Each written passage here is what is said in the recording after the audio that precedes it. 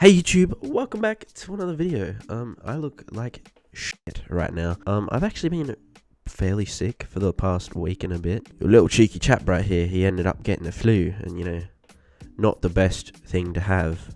Whilst I've been sick, I have been bedridden, I have been knocked the fuck out, I have been, as many people would say, hit for six, and yeah, I've not really had a chance to do much. But the things I have managed to do, I feel like you guys might find a little bit interesting. Sorry, my monitor is literally above my camera right there, so I've been looking at that this whole time. I forgot that you guys are right here. What I've been up to recently is reading a lot. Again, I didn't read a lot of books. I just read one big book that I'm very, very proud of that I read, and I am very happy that I read, because I feel like you guys might understand this when I say it.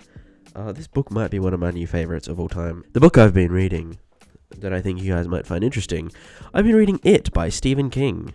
It's a classic. It's one of those books that I think everyone that likes Stephen King knows about It. It is one of those books that I think every child has ever heard of, been freaked out by some adaptation of this book. I myself, I was first introduced to It by the 2017 adaptation, because although I may look like an old individual, I am quite the youngster at heart and in reality. Yeah, I was in school when that adaptation came out, and that was a peak clown trend time on the internet.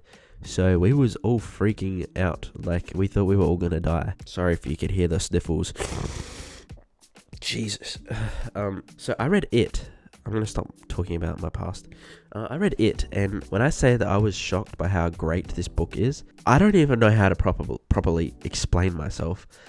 It just felt like such a perfect little adventure. I don't know. Whilst I'm sick and I'm stuck in my bed and I can read about these kids just like experiencing the joys of growing up and also the pains of growing up and experiencing life, I was like, damn, this is perfect for right now.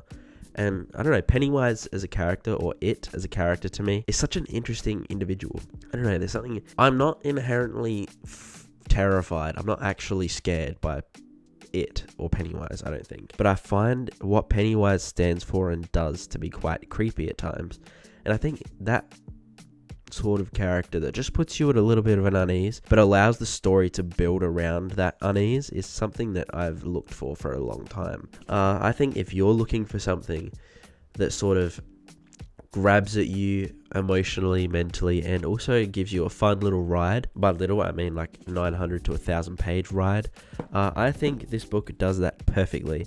I think trademark of Stephen King as well. It is like, it shows exactly what his strengths are as an author, how perfectly he's able to just place you in that small town dynamic and just show off his abilities in like setting you in a setting, I think is the best way to explain it. I don't know, there's something about being in Derry, Maine in the 50s, or like even in the 80s, that just sort of feels so real, and you can imagine it, and it feels like you've experienced it before. I definitely haven't. I wasn't born in either the 50s or the 80s, so I don't know anything about those times. Sorry for any of you boomers that are watching this video, but yeah, not me. My nose, if you can't tell, is really blocked right now, and it's crazy. I keep choking on stuff. I think another positive with It is the number of main characters is ridiculous. Like, there is 7 main characters and a bunch of other side characters that you care about still, or at least are interested in their stories. And all of them get their time. My personal favourite, my brother, Richie Tozier. That is my favourite character in this book. Richie is beep Richie, you know what I mean? I don't know, there's something about all those kids that they latch onto an aspect of growing up, and each of them feels so relatable in a certain way. I hope I haven't really spoiled anything for you, because I want all of you that haven't read It to go read it. I will say, unfortunately, being a Stephen King novel and being written during his peak of like his unsavory years, I might say, there is a few scenes in this book that weren't